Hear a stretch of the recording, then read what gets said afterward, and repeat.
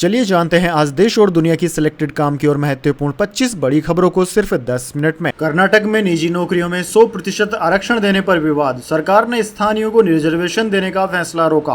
कंपनियां बोली बिल से नुकसान होगा। यूपी भाजपा अध्यक्ष ने पीएम को दी खींचतान की रिपोर्ट। भूपेंद्र चौधरी गृह मंत्री अमित शाह से मिले। केशव के बगावती तेवर के बाद सियासी हलचल हुई तेज। शुभेंदु अधिकारी बोले सबका साथ सबका विकास की जरूरत नहीं। कहा भाजपा को अल्पसंख्यक मोर्चा बंद कर देना चाहिए। जो हमारे साथ हम उसके साथ रहेंगे। डॉक्टर बोले ट्रेनी आईएएस पूजा खेड़कर को 7% विकलांगता है। कोटे से सिलेक्शन के लिए कम से कम 40% डिसेबिलिटी होना है जरूरी। ऑफिसर ने एड्रेस भी गलत बताया था। हरियाणा में अग्निवीरों को सरकारी नौकरी में 10% आरक्षण मिलेगा। सीएम बोले पुलिस समेत 5 नौकरियों में लाभ मिलेगा। बिना ब्याज 5 लाख तक का लोन भी मिलेगा। केजरीवाल की जमानत पर 29 जुलाई को फैसला। सिंघवी बोले पाकिस्तान में इमरान खान छूटते ही फिर जेल जाते हैं। हमारे देश में ऐसा नहीं हो सकता। यूपी के 16 जिलों में बाढ़। 3 नदियां उफान पर। 24 घंटे में 6 मौतें हुई। कर्नाटक में लैंडस्लाइड से 4 की मौत। 9 राज्यों में हाई अलर्ट जारी। एयर इंडिया ने 2200 भर्तियां निकाली। 25,000 कैंडिडेट्स पहुंच गए। मुंबई एयरपोर्ट पर भगदड़ जैसी स्थिति बन गई। लोडर की पोस्ट के लिए इंटरव्यू के लिए बुलाया था अभ्यर्थियों को। पूजा खेड़कर को पुणे पुलिस का मिला नोटिस। हैरेसमेंट केस में आज बयान दर्ज कराने को कहा। कलेक्टर सुहास दिवासे पर उत्पीड़न के आरोप लगाए थे। छत्रपति शिवाजी का वाघ नख लंदन से भारत आ गया। संतारा के म्यूजियम में 7 महीने रखा जाएगा। 3 साल बाद लौटाना होगा। तेल टैंकर हादसे में बचाए गए 8 भारतीय। ओमान के पास समंदर में पलट गया था जहाज। भारतीय नौसेना ने सर्चिंग के लिए युद्धपोत INS तेग भेजा था। ITR फाइल करने की आखिरी तारीख 31 जुलाई। डेडलाइन के बाद 5,000 रुपए तक का जुर्माना। अभी हर दिन 13 लाख रिटर्न फाइल हो रहे हैं। ओलंपिक में 9 दिन है बाकी। 90 लाख टिकट बिके। ओपनिंग में 6 लाख फैंस की उम्मीद। इंडिया के 117 एथलीट, 140 स्पोर्ट्स स्टाफ। तो दोस्तों यह थी अभी तक की तमाम बड़ी खबरें। वीडियो अगर पसंद आई तो वीडियो को लाइक करना ना भूले। साथ ही हमारे यूट्यूब चैनल को सब्सक्राइब करके बेल आइकन भी दबा लीजिए। धन्यवाद। यूपी में सियासी हलचल के बीच प्रधानमंत्री नरेंद्र मोदी से मिलने पहुंचे अमित शाह। क्या हुई बात?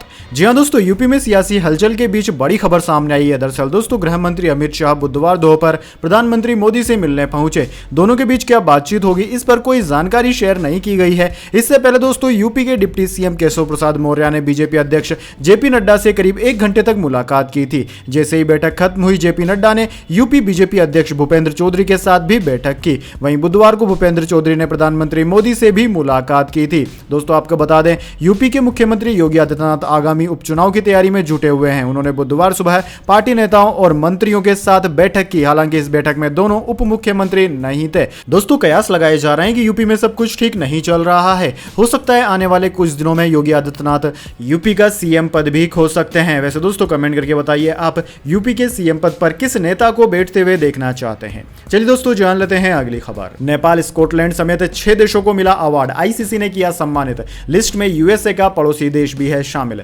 जी हां दोस्तों, अंतर्राष्ट्रीय क्रिकेट परिषद ने आईसीसी डेवलपमेंट अवार्ड विजेताओं की घोषणा की है। पिछले 1 साल के भीतर बढ़िया प्रदर्शन और महत्वपूर्ण पहल करने वाले 6 उभरते हुए देशों को इस अवार्ड से सम्मानित किया गया। इस सूची में मैक्सिको भी शामिल है दोस्तों, जिसे अपनी फुटबॉल टीम के लिए अधिक पहचाना जाता है। लेकिन अब इस देश ने क्रिकेट के खेल में भी पहचान बनानी शुरू कर दी है। Mexico, Oman, Nepal, Scotland, UAE और नीदरलैंड को इस अवार्ड से सम्मानित किया गया है। चलिए दोस्तों जान लेते हैं अगली खबर। शुभेंदु अधिकारी बोले सबका साथ सबका विकास की जरूरत नहीं। कहा भाजपा को अल्पसंख्यक मोर्चा बंद कर देना चाहिए। जो हमारे साथ हम उनके साथ। जी हां दोस्तों, पश्चिम बंगाल भाजपा विधायक और विपक्ष के नेता शुभेंदु अधिकारी ने बुधवार को कहा कि सबका साथ सबका विकास लेकर अब हम यह नहीं कहेंगे। अब हम कहेंगे जो हमारे साथ हम उनके साथ। सबका साथ सबका विकास कहना बंद करना होगा। पार्टी की राज्य कार्यकारिणी की बैठक में शुभेंदु बोले कि भाजपा को अल्पसंख्यक मोर्चे की भी जरूरत नहीं है। हम जीतेंगे। हम हिंदुओं को बचाएंगे और संविधान को भी बचाएंगे। प्रधानमंत्री मोदी ने 2014 में सबका साथ सबका विकास का नारा दिया था, लेकिन अब हमको इस नारे को बदलना होगा। हम कहना चाहेंगे जो हमारे साथ है हम उनके साथ हैं। दोस्तों शुभेंदु अधिकारी के इस बयान को आप किस तरीके से देखते हैं? इस बयान से आप सहमत हैं या नहीं? कमेंट बॉक्स में अपनी पर्सनल राय जरूर दीजिए। चलिए दोस्तों जान लेते हैं अगली खबर। डॉक्टर बोले ट्रेनी आईएएस पूजा खेड़कर को 7% विकलांगता। कोटे से सिलेक्शन के लिए 40% डिसेबिलिटी जरूरी।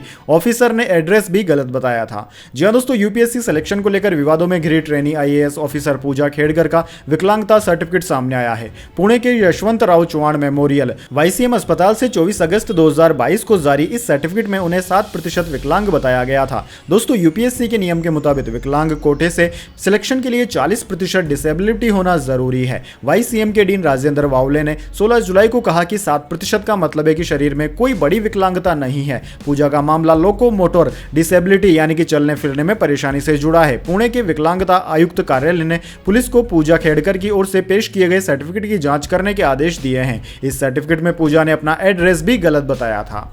चलिए दोस्तों, जान लेते हैं अगली खबर। धोती पहनकर मॉल में पहुंचा बुजुर्ग, सिक्योरिटी गार्ड ने रोका तो किया ऐसा कांड, वायरल हो गया वीडियो। जी हां दोस्तों, मॉल का कोई ड्रेस कोड तो नहीं होता, लेकिन बेंगलुरु के एक मॉल में ऐसी घटना सामने आई कि सोशल मीडिया पर हंगामा मच गया। दरअसल दोस्तों, एक बुजुर्ग शख्स फिल्म देखने के लिए मॉल पहुंचा, लेकिन वह धोती पहने हुए था। यह देखकर वहां तैनात सिक्योरिटी गार्ड ने उन्हें रोक लिया। फिर बुजुर्ग ने कुछ ऐसा किया कि वीडियो सोशल मीडिया पर वायरल हो गया। दरअसल दोस्तों, वायरल हो रहे वीडियो में आप देख सकते हैं कि धोती पहने एक बुजुर्ग आदमी मॉल के सामने खड़ा है। वह अपने बेटे के साथ फिल्म देखने के लिए बेंगलुरु के जीटी मॉल पहुंचा, लेकिन जैसे ही उसने अंदर जाने की कोशिश की, वहां मौजूद सिक्योरिटी गार्ड ने उन्हें रोक लिया, अंदर जाने से मना कर दिया। कहा जा रहा है कि बुजुर्ग व्यक्ति के पहनावे के कारण उन्हें अंदर जाने से मना कर दिया गया। आरोप तो यह भी है कि सुरक्षा कर्मियों ने उनसे कहा कि पहले पैंट पहनकर आइए, फिर अंदर जाने देंगे। वैसे दोस्तों, यहां पर हम आपसे यह पूछना चाहेंगे कि क्या गरीब किसान या फिर हमारे बुजुर्ग जिनका कि परिवेश ही धोती कुर्ता है, क्या वह हमारे आधुनिक मॉलों में नहीं जा सकते हैं? कमेंट बॉक्स में अपनी राय जरूर दीजिए। यह तो भला हुआ कि किसी ने इसका वीडियो बनाकर सोशल मीडिया पर अपलोड कर दिया, इस वजह से हमको पता चल गया है, लेकिन कई जगह ऐसी भी है जहां पर हमारे बुजुर्गों का कई गुना ज्यादा अपमान होता है। क्या यह सही है? इसके लिए क्या कदम उठाने चाहिए हमारी सरकार को? कमेंट बॉक्स में अपनी राय जरूर दीजिएगा। चलिए दोस्तों, जान लेते हैं अगली खबर। यूपी बीजेपी में खींचतान की खबरों पर अखिलेश यादव का पोस्ट, केशव प्रसाद मौर्य ने किया पलटवार। जी हां दोस्तों, यूपी में आम चुनाव में पार्टी के खराब प्रदर्शन के बाद इस बात की चर्चा तेज है कि राज्य में भाजपा संगठन और सरकार के बीच सब कुछ ठीक नहीं चल रहा है। इन चर्चाओं के बीच उत्तर प्रदेश के डिप्टी सीएम केशव प्रसाद मौर्य और अब राज्य बीजेपी प्रमुख भूपेंद्र चौधरी सोमवार को दिल्ली पहुंचे थे। दोनों को राष्ट्रीय अध्यक्ष जेपी नड्डा ने तलब किया था। वहीं दोस्तों, इस पर अखिलेश यादव ने कहा कि भाजपा की कुर्सी की लड़ाई की गर्मी में उत्तर प्रदेश में शासन प्रशासन ठंडे बस्ते में चला गया। तोड़फोड़ की राजनीति का जो काम भाजपा दूसरे दलों में करती थी, अब वही काम वो अपने दल के अंदर कर रही है। इसलिए भाजपा अंदरूनी झगड़ों के दलदल में फंसती जा रही है। जनता के बारे में सोचने वाला भाजपा में कोई नहीं है। अब दोस्तों, इसको लेकर यूपी के डिप्टी सीएम केशव प्रसाद मौर्य पलटवार कर रहे हैं। उन्होंने अखिलेश यादव पर निशाना साधते हुए कहा कि सपा बहादुर श्री अखिलेश यादव जी भाजपा की देश और प्रदेश दोनों जगह मजबूत संगठन और सरकार है। सपा का पीडीए धोखा है। यूपी में सपा के गुंडाराज की वापसी असंभव है। भाजपा 2027 विधानसभा चुनाव में 2017 को दोहराएगी। चलिए दोस्तों, जान लेते हैं अगली खबर। अग्निवीर पर हरियाणा सरकार का बड़ा ऐलान, पुलिस की नौकरी में मिलेगा 10% आरक्षण। जी दोस्तों, हरियाणा सरकार ने अग्निवीर को लेकर बड़ा ऐलान किया है। दरअसल दोस्तों, हरियाणा के मुख्यमंत्री नायाब सिंह सैनी ने कहा है कि अग्निवीरों को पुलिस भर्ती और माइनिंग गार्ड की भर्ती में 10% का आरक्षण दिया जाएगा। इसके अलावा ग्रुप सी और डी में 3 साल की आयु सीमा में छूट भी दी जाएगी। दोस्तों, हरियाणा सरकार ने ग्रुप सी पदों पर भर्ती में अग्निवीर के लिए 5% आरक्षण की घोषणा की है। चलिए जान लेते हैं अगली खबर।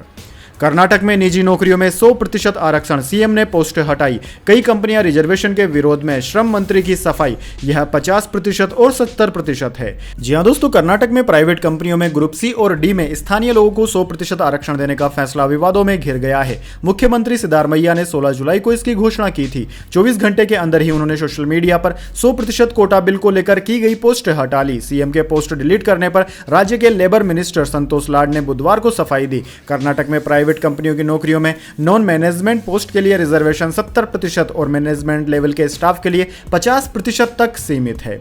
चलिए जान लेते हैं अगली खबर। एमपी में लाडली बहना स्कीम की अपार सफलता के बाद अब ये सीएम लेकर आ रहे हैं लाडला भाई योजना। जी हां दोस्तों, महाराष्ट्र में इस साल विधानसभा चुनाव होने वाले हैं और मुख्यमंत्री एकनाथ शिंदे की इस घोषणा को इसी से जोड़कर देखा जा रहा है। दरअसल दोस्तों, लोकसभा चुनाव में बीजेपी, शिवसेना और एनसीपी के सत्तारूढ़ महायुति गठबंधन का प्रदर्शन निराशाजनक रहा था। इसके पीछे युवाओं में बेरोजगारी को लेकर बढ़ती नाराजगी को मुख्य वजह बताया गया था। अब दोस्तों, इन बेरोजगार युवाओं का वोट हासिल करने के लिए महाराष्ट्र के मुख्यमंत्री एक नई योजना लेकर लेकर आए हैं, जिसका नाम है लाडला भाई योजना। दोस्तों, लाडला भाई योजना के तहत 12वीं पास करने वाले युवाओं को 6,000 रुपए प्रति माह दिए जाएंगे। इस योजना के तहत डिप्लोमा करने वाले युवाओं को 8,000 रुपए प्रति माह दिए जाएंगे। वहीं ग्रेजुएट युवाओं को 10,000 रुपए प्रति माह दिए जाएंगे।